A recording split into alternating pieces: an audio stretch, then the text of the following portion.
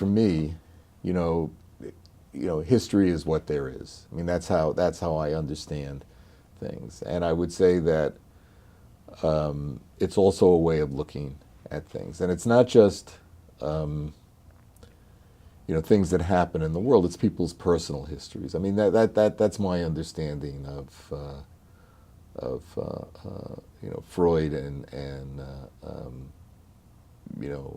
psychoanalytic theory that somebody's personal history is what your childhood is something that you continue to play at. You have to know where you came from as an individual to really find out who you are. And I think that that's a very Jewish perception. I mean, the Jews basically invented the idea of history as a force, something that goes on, and if whether you think it's like God that's like creating this history, or whether you think there's other things that are at play, it still is an identity that's based on history and the knowledge of history.